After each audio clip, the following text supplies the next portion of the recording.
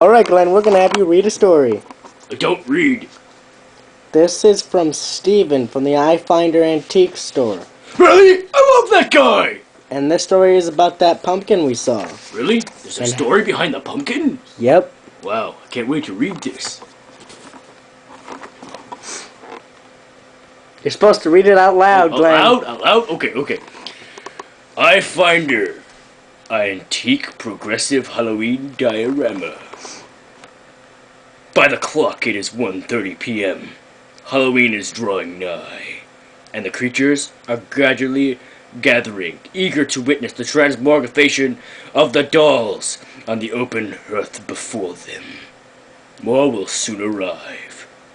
Already the little bear waits with his hand on the switch of the transmogrifier, as those already gathered cackle in anticipation at what might appear on the hearth when the clock strikes midnight on All Hallows Eve.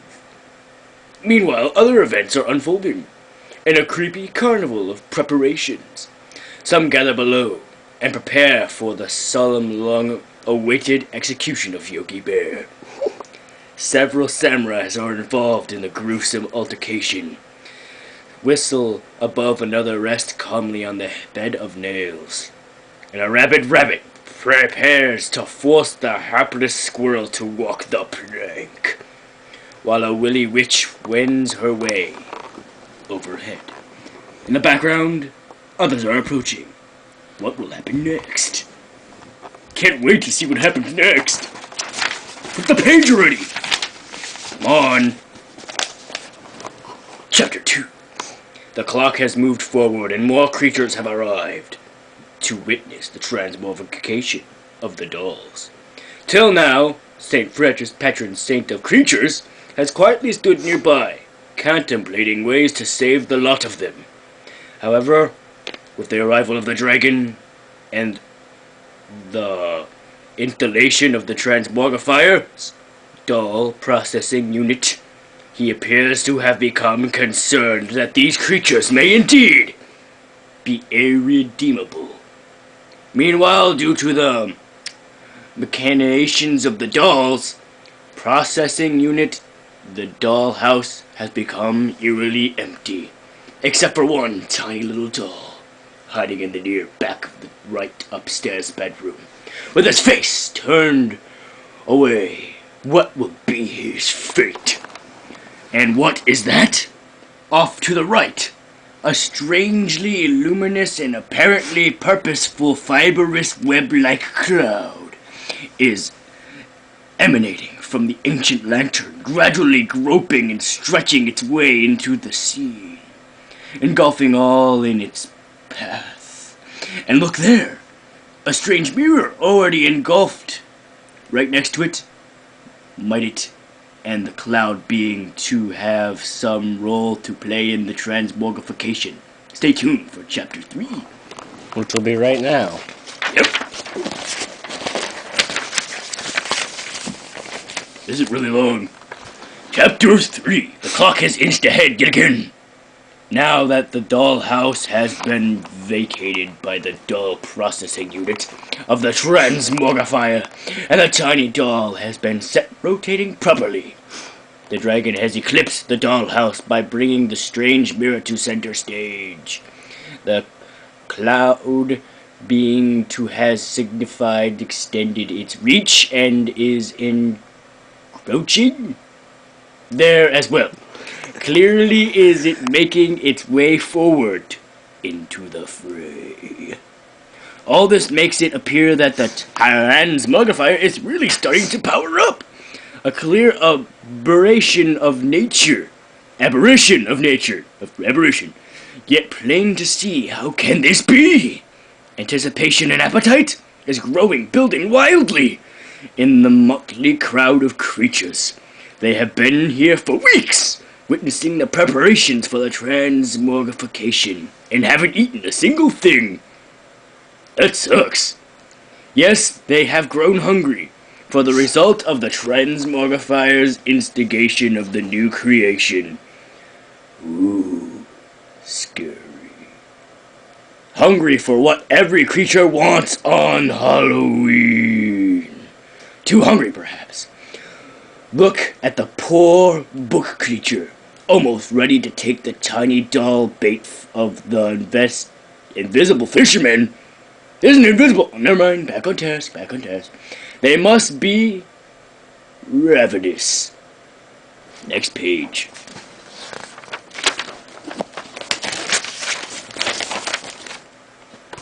Will there be preserve to get their just desserts? What next? Stay tuned for the conclusion in chapter 5. Or 4. I'm so stupid with my numbers. I don't like Roman numerals. Minutes from midnight, the tiny doll bait was too much for the poor book creature, and the invisible fisherman has integrated him into the transmogrify, and barbed wire beast has arrived for the freaky feast. I think that's feast, or that's fest, but it's feast. As well, and the wire... I already said that. The cloud being has enveloped the doll hearth. The strange mirror has also taken on an eerie glow, seeming lost in reflection. St. Francis has started to leave, and is seen retreating into the distance as the transmogrifier switch unit begins to turbo. Now that all-important second slightly larger doll has been brought to high-speed rotation, the power of the transmogrifier is surging! Even against all natural law, it appears that the transmogrifier is really up and running. The little bear boy has crazily brought the switch contacts closer now, even into contact while dangerously salivating on the switch board. Why is he salivating on it? That's weird. But cool. His eyes gleaming with glee at the emerging apparition. Power streams from the transmogrifier. You hit my face. Come on. Switching unit! A transmogrification is taking place. What now? Could it be? Something seems to be growing and glowing beneath the cloud being's creepy skin on the hearth. The cloud being must now wait for the transmogrification being ripened maturation before revealing it at all at 4:40 p.m. just before the Mineral Point Halloween parade. Something too will be served up for that creepy crowd. Just wait and see. Stay tuned. Oh wait, never mind. Continue. That's for a message for if it's Halloween, and it's already been past Halloween. Continue.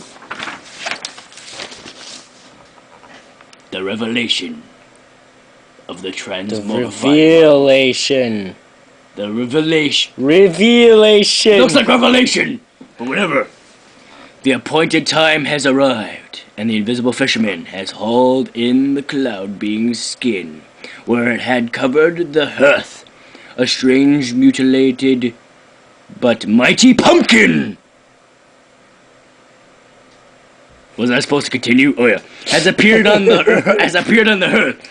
Can it be? He's eating and serving his own pumpkin pie! A self-cannibalizing pumpkin? Surely no horror could be greater than this. Truly though, he is a great pumpkin. Because his pumpkin pie is so good, has to eat himself. Because he still remains alive.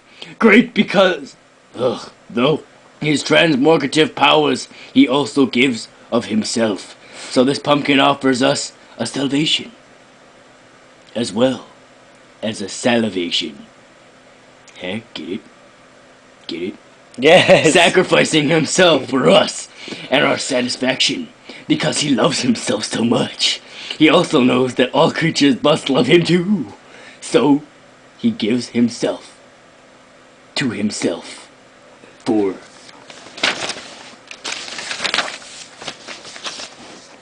the love of everyone. Free pumpkin pie. Let's eat! I ate some of that pumpkin pie. It was good. I love pumpkin pie. You messed up only a little bit, but I'm pretty sure they can understand the story.